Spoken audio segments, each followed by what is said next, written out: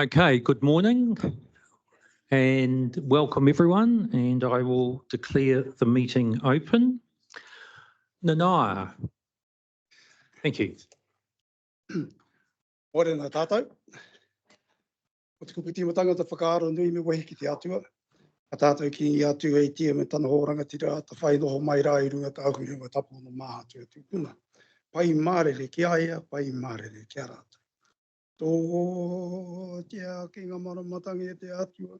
Mō tō mātou ki i atu e tia mo te kāwi e riki mō ngā tinana e māui i te anga. Mō mātou katoa. O te ata nei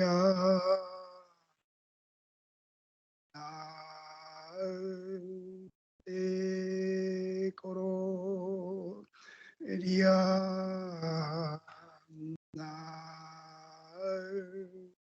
e koro ria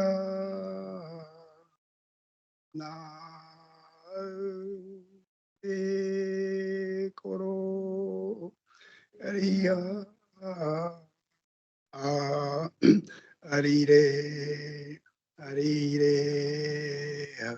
pai mare. Kia ora tātou. Kia ora, thank you. Okay, item 2, health and safety statement. Dave. Do it. Make reference to it, yes.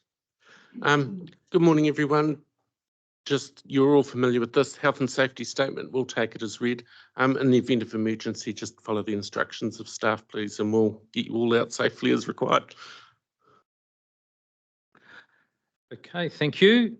Item 3, do we have any apologies? And I know Chair Pamela is coming and going, so she's sitting to the side. So I'm welcoming Angela as her alternate today. Any other apologies? Okay.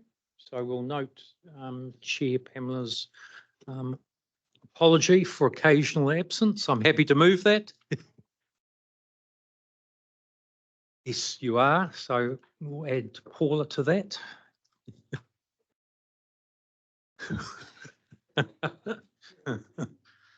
Oh, provides another focus here. Okay, thanks, Mayor Adrian.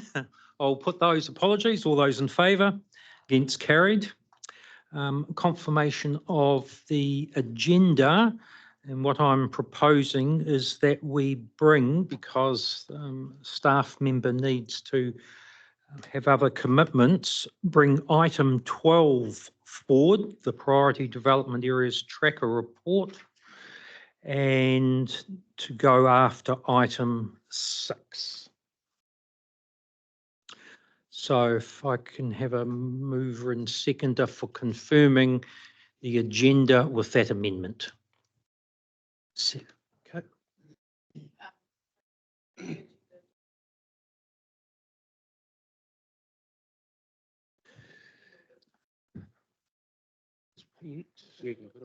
No, we don't have a public excluded, but what we do have a longish adjournment at morning tea time, because we've got group photo and there was going to be some informal discussion on LTP. So happy for that matter to come up then as part of that informal discussion, Sarah. Thank you. Now, I think it's been moved by Angela.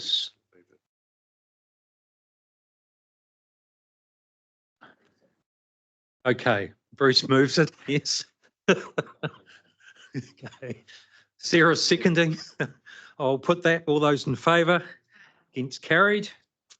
Are there any disclosures of interest of matters on the agenda? Nope, there are none of those.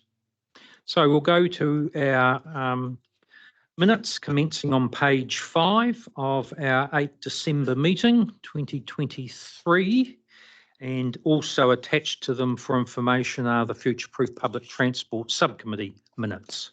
So do I have a mover and seconder for those minutes? Thanks. Mayor Jackie, seconded by Liz. Any matters requiring clarification or correction? There are not. I'll put that. All those in favour? Against, carried. So now we'll move to what was item 12 on the agenda, Priority Development Areas Tracker Report. Welcome, Karen.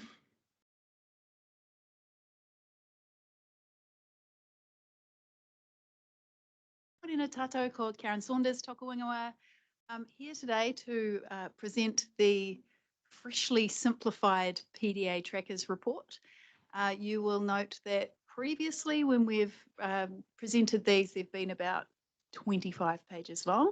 So I've given you the gift of less reading. So if you go to page, I think it's 97, the agenda. It's up there on the screen as well. So we've simplified the trackers to around about 3 slides. The first slide is, the first slide is just basically outlining the 5 prior focus PDA areas. As a future-proof partnership, we have 21 priority development areas. And as a group, we've decided to focus in on these 5 areas here. Now, as central government priorities change and as our priorities change, we see that perhaps some of these priorities may change. So there is some work that the group is going to do to review across these in the future to see if there's other areas that we want to hone in on. And then if we go to the next slide, this is the tracker summary.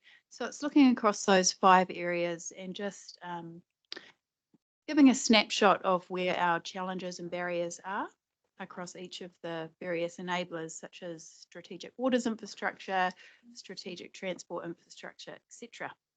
And what we can see there, one of the major barriers that's been removed since we last reported to you last year was around Rotokauri stage 1. So the team has been working really closely with developers and have secured some private investment there through a private developer agreement. So that's actually changed from red to orange. I might just stop and take questions on this slide if members have any. Okay. Any questions of Karen? No. Oh, you are. You can, Angela. Thank you. Thank you, Karen. Just wondering, priority area 5, Fairfield Enderley, the note is that nothing's in the LTP. Do you mean nothing in year 1, 2 and 3 or nothing at all? So what Hamilton City Council's needed to do with the LTP is with our constraints and with the reintroduction of 3 waters into the LTP, we've had to prioritise Central City Stage 1. And so that means that while there is some investment, it's not to the level that's needed, I guess, to unlock that. So we're exploring options in terms of how we might be able to bring some of that forward and look. Thank you. Sarah. Thank you, Chair. Thanks, Karen. I really like the simplified version.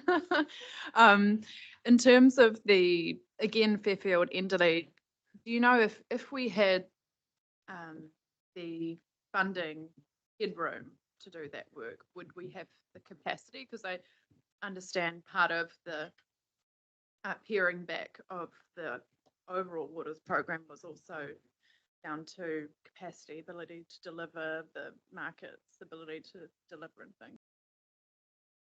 So do you mean infrastructure capacity or? Sorry, capacity in terms of I guess the construction sector and the council's ability or whatever water entity is there, its actual ability to deliver. So, you know, if we're able to have extra debt headroom through a new entity or new funding tools, would that solve this red and turn it orange, or would we still face other barriers? I think in theory, I think the question that you're asking, like if all of those barriers were removed and we had a market that could deliver, then cool, that would be the ideal outcome. Is that possible? Mark Davey, do you have any thoughts on that based on the land use work that's happening? Sorry to put you on the spot. Good morning, everyone. Endley Fairfield is within or covered partly by the red zoned areas that you've heard referred to, which are our infrastructure constrained brownfield environments. So there's I'll get to the point, but there's very little existing headroom in those networks.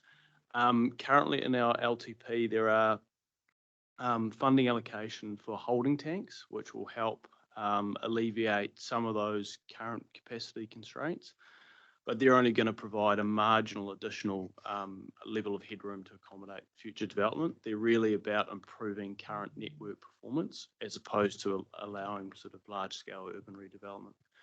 So I think if we were to have the money and the capability, then absolutely we could look at how we could, in latter years of the LTP, invest more in those areas to unlock more urban development.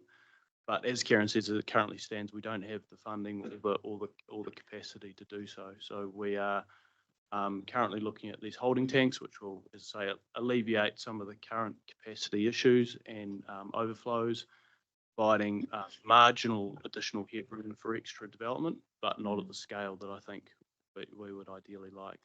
Okay. And second to that, possibly this is to Chair Bill, is there the opportunity when it comes to LTP submissions that Futureproof could submit on this issue just to allow us to then, as a council, at least have another look or a further look at the Fairfield and Dealey situation, because we need submissions to then, be able to consider certain things in deliberation? Certainly, there is that opportunity that Futureproof could submit. What I would suggest is that, and I forgot to note that Robert has COVID, so that's why he's not sitting to the left of me, but he is online. And perhaps that follow-up, Sarah, if there's a discussion between your staff and Robert, and they can see where that lands. But certainly, Futureproof does have that ability to submit, and particularly if there is a request or interest from a partner in doing that on particular issues. Thank you. I've got one more question. Karen, just in terms of the Eastern Transport Corridor for Ruakura, is it red because essentially, I mean, there is some money in the long-term plan, there's a business case happening, but what is the reason that it's red at the moment? The red is there because it's if we unlocked the Eastern Transport Corridor, it would and obtained funding for that, it would unlock significant benefits, I guess. So it's to give that attention that it's an important matter. Thank you. Thank you. Mayor Paula, then Angela. Share Sarah's concerns about Endley, is that this is the perfect storm where infrastructure and strategic planning do not fit, because we had identified Fairfield as a priority for affordable housing. So we've been working very hard for 3 years now on pushing affordable housing outcomes in the area. I made it quite clear to staff that it was a priority area for me, so that's well known. And I guess I'm interested in what ways we have to move, like as Sarah says, move things up a bit. There are other areas in Hamilton that don't have sufficient water, that's for sure. But to make sure that the prioritised growth areas where we've identified outcomes can be reconsidered. It's just disappointing that it's Fairfield or Endley of all places. It needs that revitalisation. Some of the other well-heeled suburbs don't need that revitalisation to the same extent. So yeah, I'm pretty glum on that. I'm glum on it. You can look at me, I'm glum on it. I'm just seeing who's going to comment.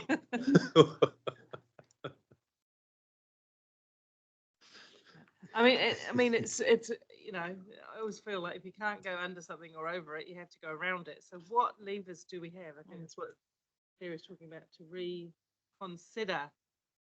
Do you want to speak on it, Mark? No. Oh, I'm nervously looking at my staff.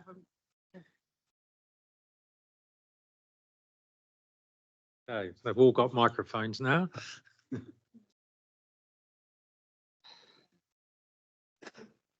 Paula, can you just? Oh, Yeah, yes. Thank you. Appropriate through you, Mr. Chair. What I would reassure you on is we are working really hard with your staff to actually try and find a way around this as a collective group, because yes, it is a priority for us. And the other thing I think that's becoming very real and is becoming very real through a whole future-proof lens is the commercial viability of actually being able to develop housing that actually has a chance of being affordable. So we're doing the social housing end of the continuum, and not just us and other partners, but that's going okay. The market will look after the higher end, but we've got a real constrained environment in the middle, and yeah, I just wanted to Enderley Fairfield presents us that opportunity, because we've got a unique set of land ownership options, which means we can influence the outcomes. So, but I do want to reassure you that we are working with your staff as hard as we can to try and find a way around this. It's certainly not something that's just been made aware to us. So, yeah. All context around here's somewhere where land is already in ownership. Staff, it's already in ownership. It's already under the control of a developer to somewhat extent, being Kai or Ora. This can deliver affordable housing, and this is the one we can't prioritise. Just going to say I'm not happy about that, but I do understand the constraints about water across Hamilton. But here is an opportunity for get multiple. Anyway, I've said it, and I've given my grumpy look across the room, and I'll be following with interest that. I've got and Mark. Here, if I could just respond. So me and Paul absolutely acknowledge those points. I mean, fundamentally, it comes down to an LTP decision in terms of the funding envelope that we have available in terms of borrowing headroom. So certainly through the LTP. Yes, absolutely. You could look at trying to bring things forward possibly, but that would come at the cost of something else. You could look at enlarging the investment that you already have for some of those holding tanks. And I'd probably just note that those holding tanks are looking to provide roughly 700 units of additional capacity in that across those eastern suburbs. The challenging thing we have in terms of focusing on Enderley and Fairfield and enabling development there is how you allocate some of that increase in capacity, albeit marginal, to a specific geographic area. So we are working with Mark's team. Yep. Thanks. Okay, we'll leave those further discussions. Hamilton City. Angela and then me and Jackie. Yeah, thank you. Yeah, just coming back to strategic transport and PT infrastructure. I note if I look along, they're all orange and red. I'm just keen to understand barriers there. Okay. So they're all quite different across each of them. So if we look at, if we go across from left to right, so Huntly, Rahui, Pōkeka, it's the work, the connectivity between those different communities, Huntly and Rahui, Pōkeka, sorry, that Huntly and Tuakau, is it? And then Road to Kauri, stage 1, obviously that's the arterial transport connection there, which is partly going to be funded by the PDA. Hamilton Central, the barriers there are around some of the connecting funding and the removal of the SURF funding for some of the access in there. Ruakura is the Eastern Transport Corridor, and Fairfield Enderley is, I think just in general, it's some of those connecting transport corridors and again, it's the funding around school link and things like that. Oh, sorry, can you just expand on your last point? Schooling? Did you say School- schooling? School link. School link. School link. Now that's funded in our LTP. I think it's some of the NZTA share, which we're waiting to see what will happen in that space for some of the connecting transport Okay. corridors. So is it funding? Is it policy? Is it capacity? I would say it's Everything. a combination of all of that. Right. Do we have any hope on the horizon of resolving any of those, or what's the way forward? Well, I think each of those areas are applying different solutions. So, for example, Rotokauri, and on the next slide there, you'll see that across these areas, what we're doing is looking at innovative funding and financing tools and what we can do in that space. And if you look at what's underway for each of these areas, we've got a combination of business cases to NZTA, private developer agreements, and partnership funding, as well as LTP funding. So, yeah, it probably is funding is the big one, I think, across them all. Thank you. Yeah, Jackie. Yeah, thank you, Mr. Chair. Couple of things. I do like your traffic light system, Karen. I like that, and I like that you've got some your last page key actions around some dates. So I think that's really helpful that we don't just have words like progressing, working at, looking at, progress. I think that's very helpful, even if we change those timelines. So I really appreciate that. What I feel is a couple of things that I'd like to understand a bit better is, so your traffic lights on these five areas are basically around Kaingaora and housing driven in terms of the focus, because you've got 16 other PDAs, but I haven't got a list of them. So as quite a new mayor, I'm trying to navigate a bit more of the whole sub-region.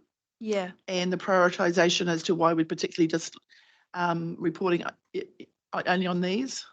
Okay. Yeah. So about, I think 18 months ago, we looked at the 21 areas, and then we went through and we said, well, which one of these areas have the biggest barriers that need to be solved as a collective, and also really important strategic outcomes. So broader than just Kaingaora delivering homes, it was a range of factors. And so this is where we landed collectively. And that may change now, given the changing landscape. I can certainly provide you with a longer list of all of them. And I think with this new system as well, it might be helpful to actually report on all 21 Great. like this, because it just shows across the Thank you. scale. Yeah, and actually, yeah, I guess because I think it's about probably our anniversary as new mayor, or me as a new mayor of 18 months up. So I think it's probably a timely time to maybe, I quite like that digitally before the next meeting. Okay. I quite like to understand also in terms of that traffic lighting is, and it might be just that those 5 areas are the priorities, but let's say there's a prioritization 1 to 5 or whatever you use is appropriate to. We've got 26 things on our list. My brain can't add at the moment, but still not well. 16 and 5, 21, whatever it is there might all be different prioritization from 1 to 5. 1 being, so if I've got a red light and a priority 1 there, that's something more in terms of governance to have oversight, as opposed to a red on a priority 5. Understand that kind of idea? Because I don't see, and I guess this comes back to something I want to discuss with the other work programmers. When we've got lots of things on the work program, it's good to know what they all are to get a framework, because things do change over time in terms of our LTPs and our prioritisation separately as well as together. So I think it's a good time to have that review. So I'd quite like to do some work on that fairly soon offline and send that information through for us. Great.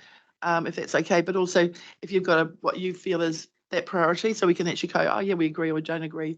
I think that would be helpful to the prioritisation of the traffic lights. And the other one, I guess, is like, this is a lot around housing. And I guess we've got the lovely Kaingaora in the room.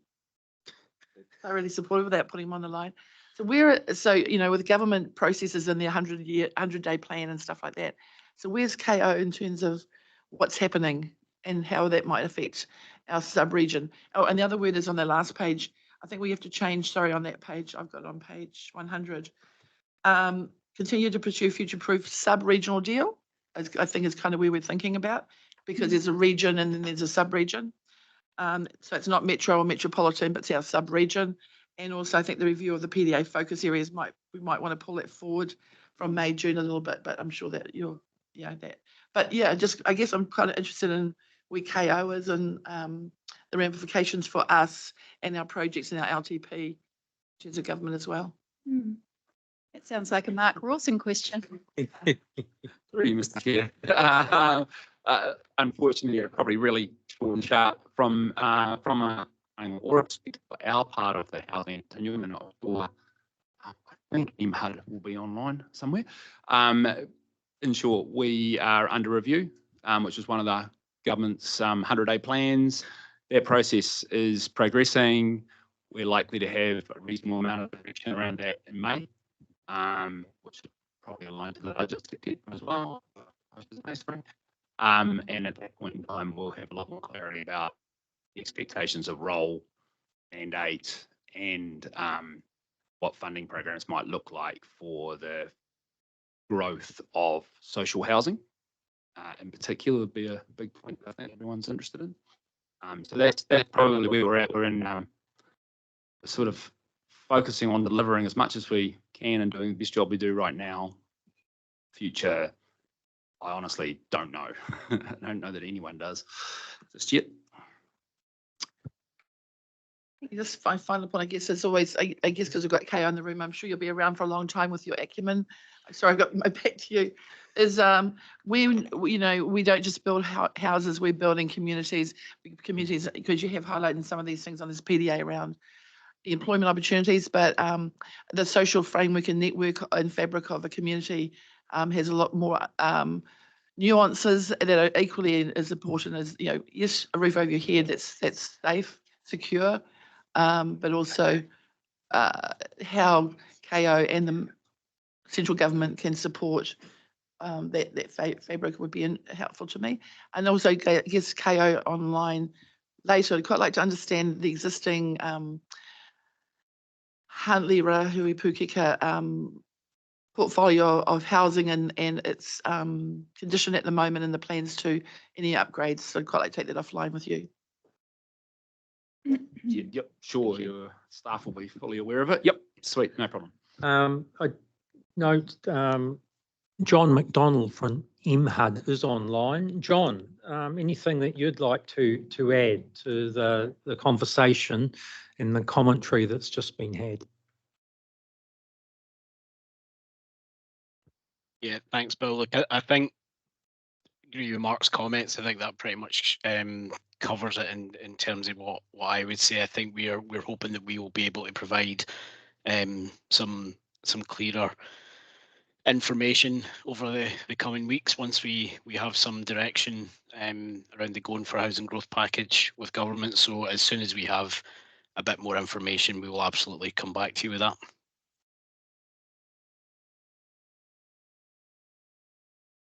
Thank you. Now, any other Karen? I have just one closing comment, or a couple of comments actually in response to you, Mayor Jackie. The reason why we've got May, June there for the reprioritisation is we're waiting for the FDS to be a little bit further along, but there's no reason why we can't start that work as a group to work through that. And just some examples of some of those areas, it's things like some of the other areas in the list of 16 are Morrinsville, Te Awamutu, Southern Links, Horatu, Te Awa Lakes, places like that. And so just in final closing, thank you everyone. I think these have worked a treat because it was a really good discussion today. So thank you. Okay. Thanks, Karen. You're quite right. It's good response to that. And obviously picking up, and the next time we see the trackers, they'll be slightly amended. Thank you. Very good. So we have a recommendation. If there's no further questions or comments, a recommendation to receive the Priority Development Area Tracker Report. Are you moving, Mayor Jackie? Thank you. Second for that, Sarah. There's nothing further. I'll put that. All those in favour? Against? Carried.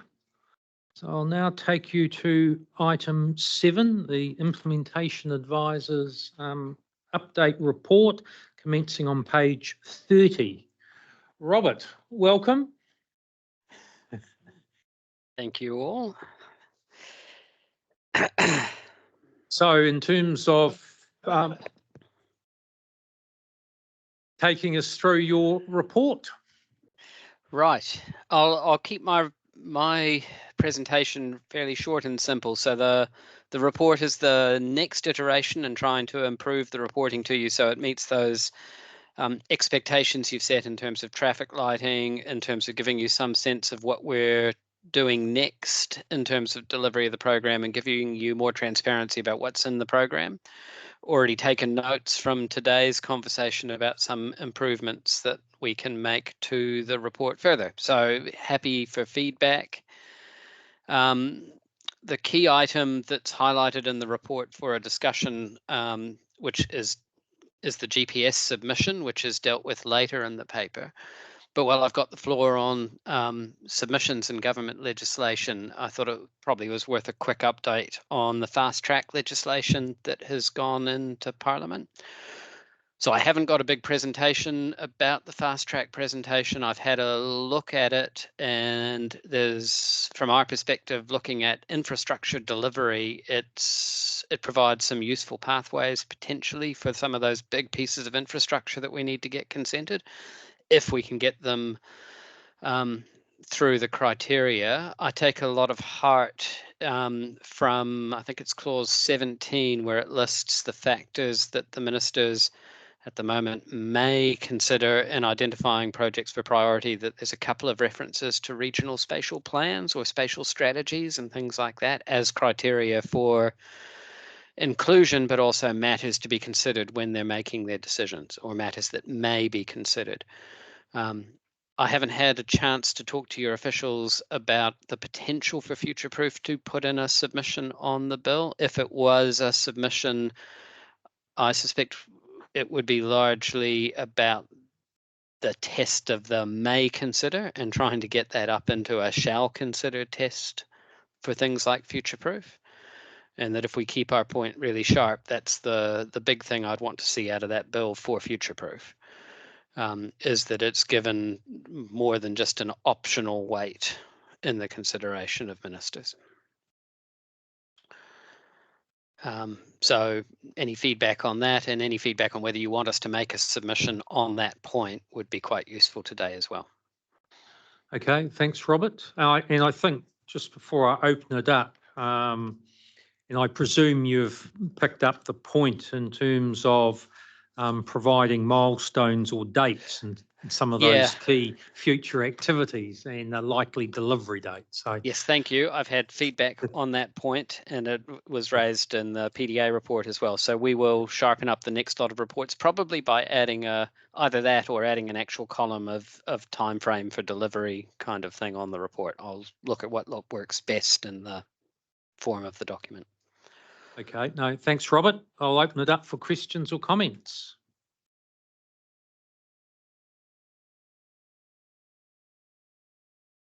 Liz. Thank you, Robert, for your report, and I hope you're starting to feel a little better. Actually, you look pretty good for having COVID, to be honest.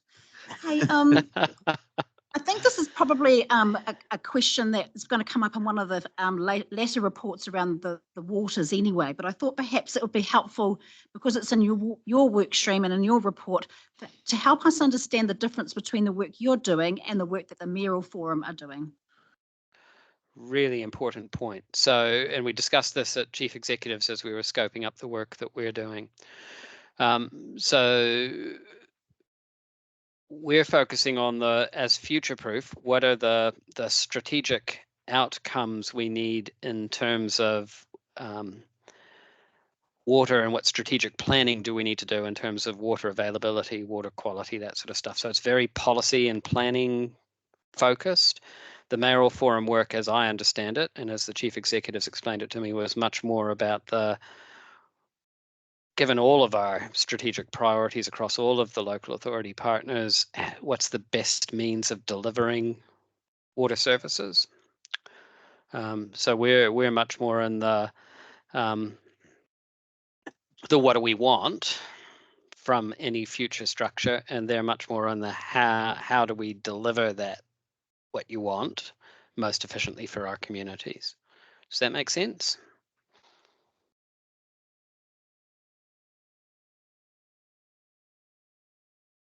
Clear, Liz? I think we need probably a little more detail on the subject matter, because it's very topical right now, and I guess we feel a little bit in limbo.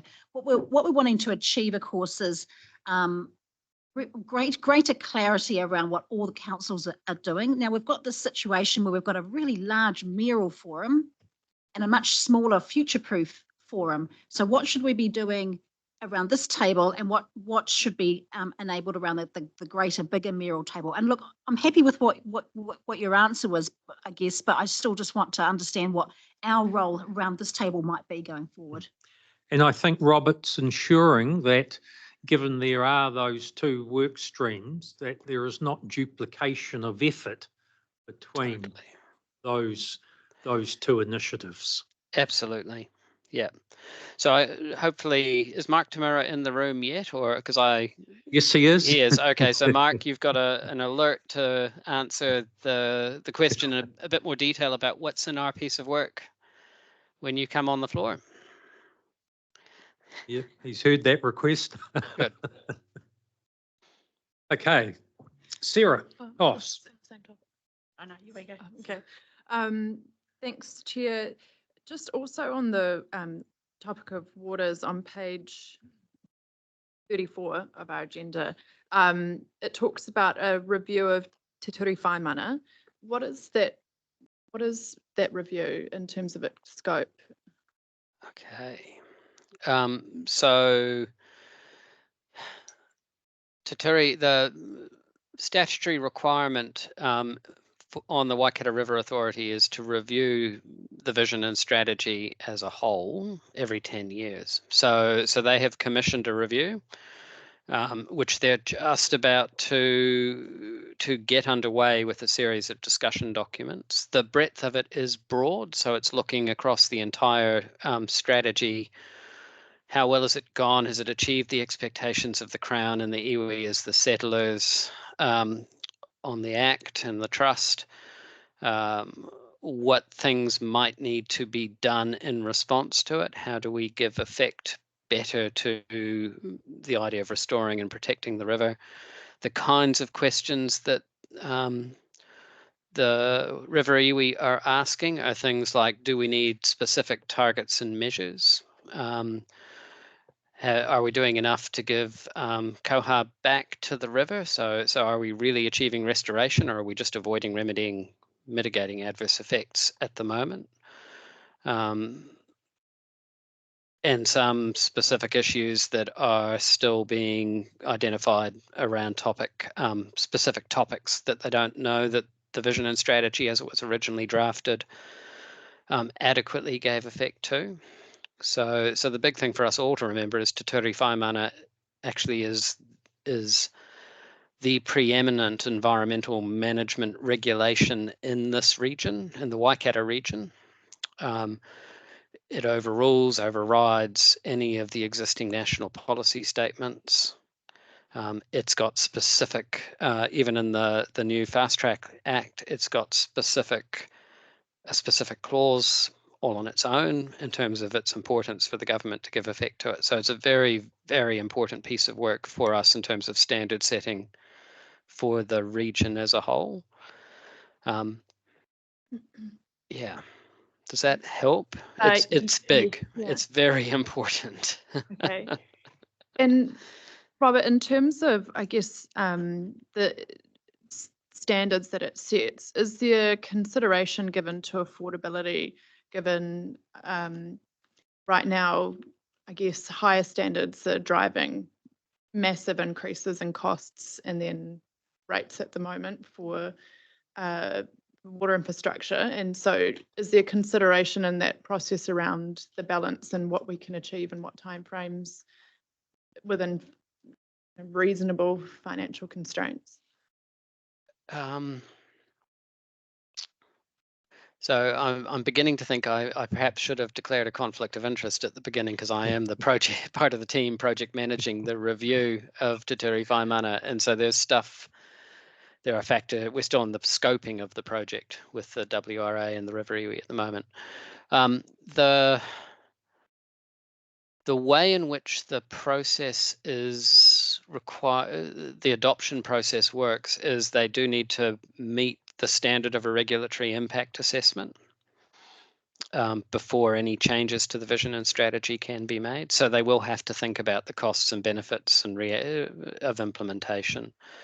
And the work of the River Authority itself can only make a recommendation to the River Iwi and the Crown. So the final decision rests in a process which is yet to be designed between the River Iwi and the Crown to agree what changes are made based on the recommendations they receive from WRA, from the River Authority. So there are checks and balances that will have to drive that consideration through. In the project team, we've made provision for an economist to help us out with that work. And we're going to rely fairly heavily on some of the Section 32 analysis that the Regional Council was doing anyway for the NPS freshwater plan changes. Okay, thank you. And I've got a couple of other questions. Was your question around what? no. Okay, just they're just on different parts of this update. One was in terms of the work we're doing on the bus rapid transit. I don't want to have a lengthy discussion here now, but just really wanted to flag a desire to have a conversation around like the overall cost of what we're looking at and whether it's to scale with Hamilton's population and economy. And because one of my concerns is right now the numbers are really big for what that plan is setting out currently. And the question is, are we actually setting out something that will ever get funded? Or should we be just having a closer look at what would realistically get funded and what a population, what we're looking at in terms of population would actually support. So just flagging that now, but it would be helpful to have a more in-depth conversation on that, so we've got a really strong case to put forward when we do talk to Waka Kotahi or central government on funding. Absolutely. And I'll just emphasise at the moment in terms of that work, it was done to a program business case level, which in Waka Kotahi's language means relatively high level cost estimates. So that we will, as we delve into the individual corridors that we want to prioritise, we'll need to continually have that conversation as the costs come clearer. And also how we stage the investment over time. So it doesn't need to be everywhere all at once. Okay, thank you. I'll leave it there for now. Thank you so much.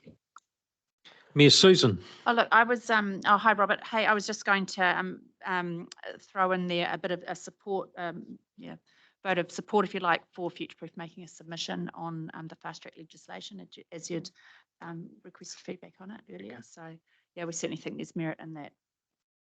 No, thank you. Ditto.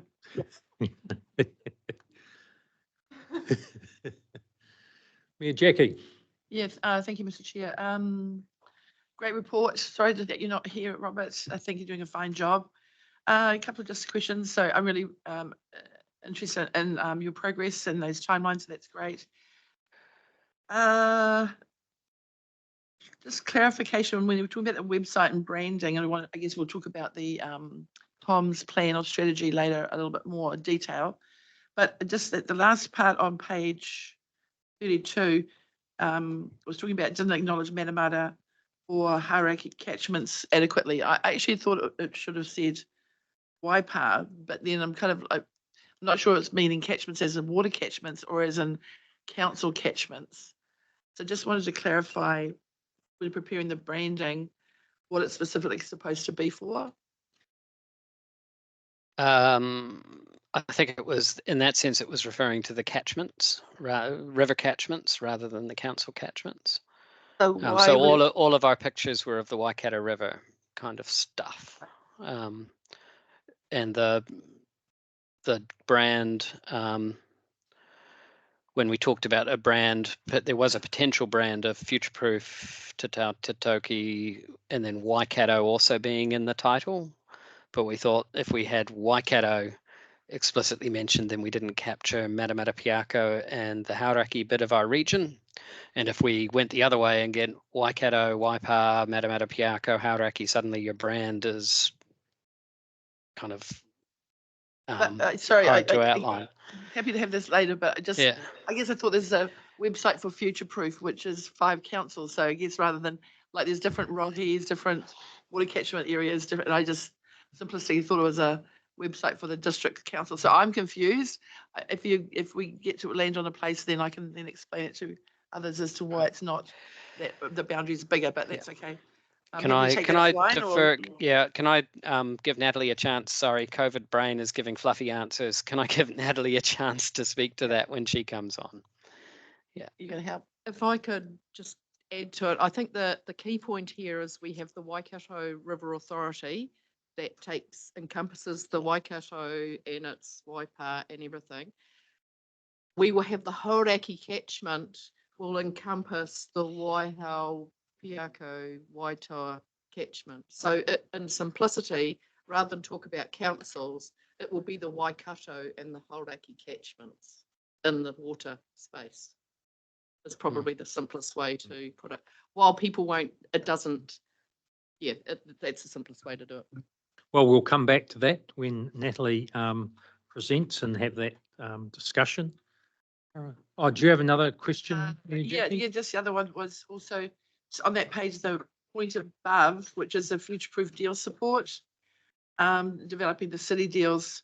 And I think we've just been talking about, again, coming back to clarifying, we're in different spaces. We're in mayoral forums and we're in catchment forums. We're in future-proof forum. I think I'm in this space now then we're in with Mana Whenua and the Rohis, which are completely different to territorial. So I guess it comes back to me and the branding. And if this is future-proof, that's 5 councils, irrespective of those other catchments. And I guess there's that conversation of supporting Hamilton with that city deal idea, but also our sub-regional aspirations. So, and also because really that also advocates for our rural and provincial district councils as a whole, sitting in the heart of the Waikato, which is rural and provincial. Just making sure that when we move on in terms of our communication strategy, that we'll land on the right words each time together. We're still getting hardening up around our language for describing the deal. The government is very clear it's not really about city deals. It doesn't want 78 territorial authority deals. It's talking more about regional deals. Sometimes they use the term city deal interchangeably, but then their messaging to us is we don't want to have a deal just with one council, except Auckland, obviously, where they have no choice. What I'm trying to shift to, and you're seeing the journey underway in this report, is talking about a future-proof deal. So that makes it clear it's a sub-regional deal, covers the 5 councils and future-proof. And the team we've got working on starting to prepare some thinking around that deal is a team drawing representatives from across all of the council partners. Yeah, and obviously always supporting our 4th largest city in New Zealand, being Hamilton, the little heart of our region. But yeah, thank you. I've got Carolyn, then Mia Paula. Thank you. If we could just circle back to the discussion around submitting for the fast track consenting, I just want to highlight the fact that obviously rural and provincial councils sitting around the future-proof partnerships as well. And we know that fast tracking of renewable energy, for argument's sake, is likely to have significant impact on our rural land. So I just would like it to be taken into account things like cumulative effects, etc. So just obviously the fast tracking is an opportunity, but also the balance must be struck about participation and obviously some of those other effects as well. Thanks, Carolyn. Yeah, Paula. Thanks, Carolyn. Just, thank you. Just to pick up in the wider forum conversations we had this morning, it's really critical to me that we don't spend months and months and months more planning this future. Future Proof has done a lot of the work already, is there. It's around coalescing that together, but I do believe we need to have some common joint messaging, which we all, I think we're all agreeable to, right? And quickly, because we need to start talking about our part of the world and what it needs and what it doesn't. But I think that the priority right now is influencing the framework. If the framework's wrong, then it's really hard to put your square peg in the round hole. We want to make sure that the framework is the round hole we can fit our peg into in the first place. So that's really where the work needs to be done right now.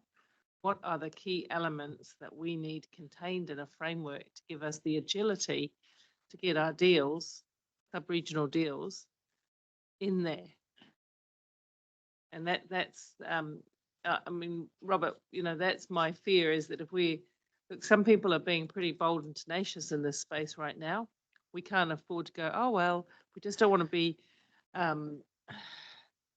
don't want to be banging needlessly on the door of Parliament, and I agree. So what can we be doing to make a firm, publicly known position on what a good planning framework would be to give effect to the needs of this fastest growing region in New Zealand with the fastest growing city?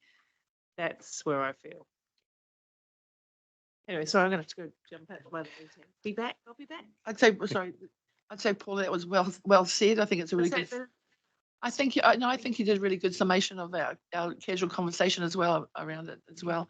And I think it also, I guess it comes back into the timelines of all the work program, and Robert is only one person, you know, and with other staff and staff priorities is what is our priority, and making sure that if there's an agility to redirect some resources to something that we need fairly fast, in line for our next meeting with ministers involved, that we're aligned and even on 5 things, right? And we can evolve that collective storybook together. So I think that's really well succinctly done. Thank you.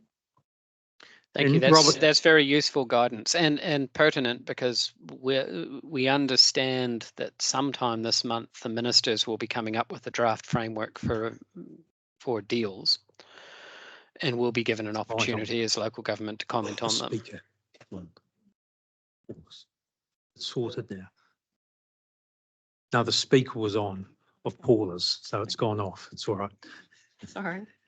And I think, just following up Mayor Jackie's point, Robert, and I think it's the sentiment around the room, that priority and that ability, if you feel on behalf of the team there is the need for some of those resources from the partners, is to obviously strongly put up your hand and have that discussion with the respective chief executives or whoever, Noted. in terms of that. Fast and quick. Yeah. We've got your back, Robert. Very good. Thank you. Angela. Yeah, thank you. Yeah, thank you, Robert, for your work on this.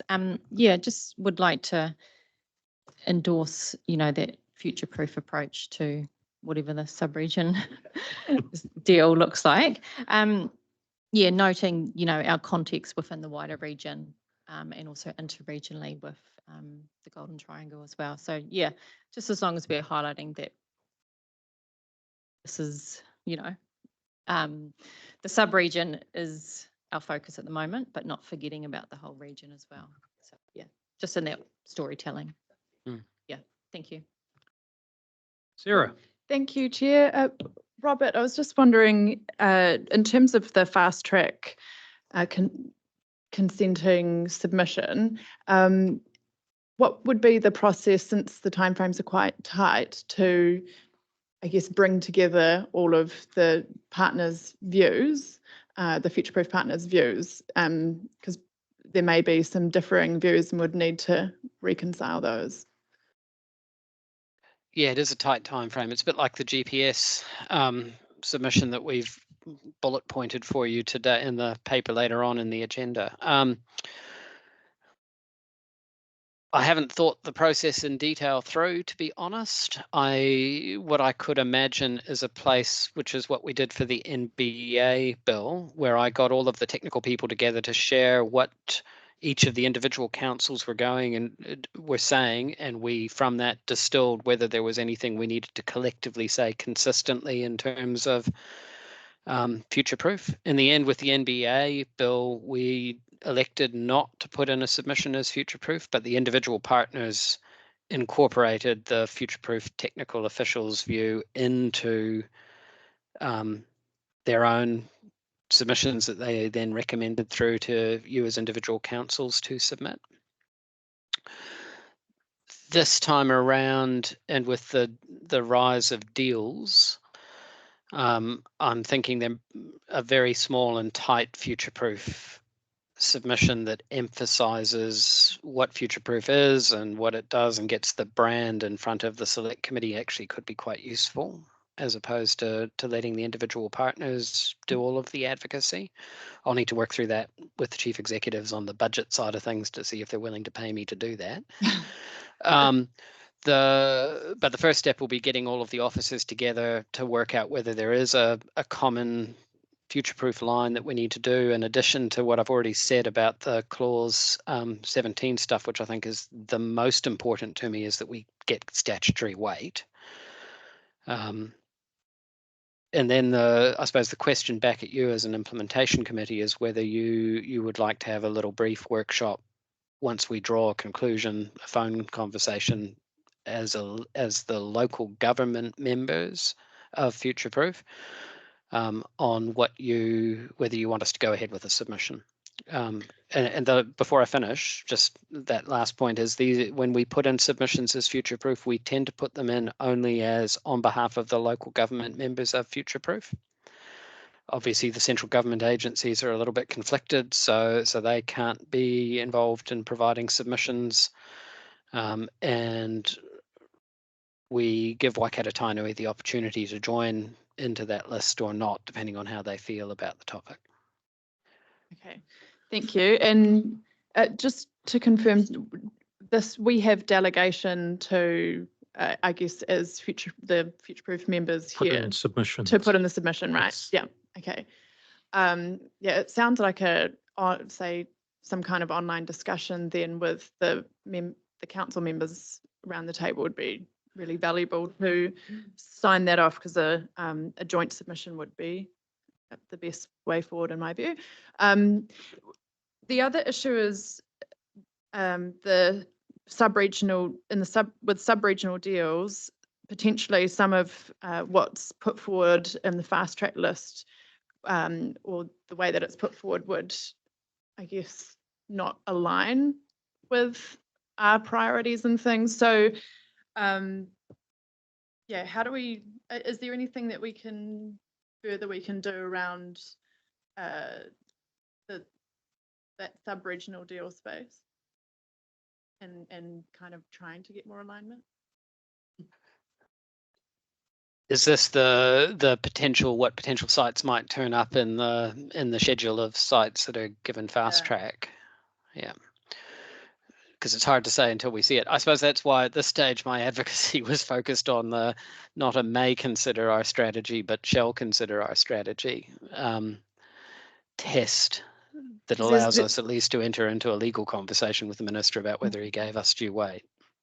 There's also the issue, like, you know, if say a particular development is fast tracked, but then, you know, the infrastructure that's required to support it or the boundary transfers or anything like that isn't, then we've got misalignment as well, where actually then it's not it may not be supporting financially investing in the infrastructure that we've already kind of agreed as a priority. Like, yeah. So we need a hook in there that forces the minister to talk to us before he decides to let some of those sites onto the fast track list, so at least he understands the consequences of that decision, or they understand the consequences of that decision.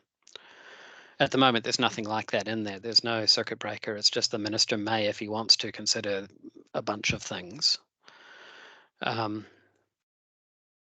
which certainly doesn't give us confidence that the broader implications of what they're thinking, broader implications of bringing in some of those locations that we have considered in the past and rejected because of infrastructure constraints would have on affordability and on our communities.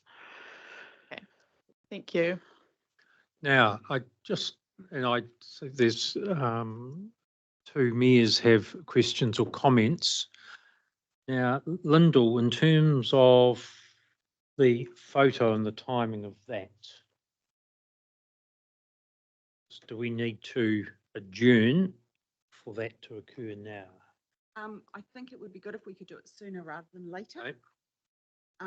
We also have, unfortunately, Mark has limited time, and he will not be able to stay beyond about 5 to 11. So ideally, if we could take a short adjournment to do the photo, come back in, and then potentially adjourn again to have the discussion at the end of the meeting that we're wanting to have. Okay, so we could adjourn for the photo and morning tea and then say reconvene. It's the timing now at what, 10:25, and then we can hear from Mark. And then after that, when we reconvene, we'll come back. I don't want to cut off the discussion and the questions because I think it's been really helpful and also helpful to Robert in terms of some of the guidance that he needs. So we will adjourn now and reconvene at 10:25. Now, what are the arrangements for the photos?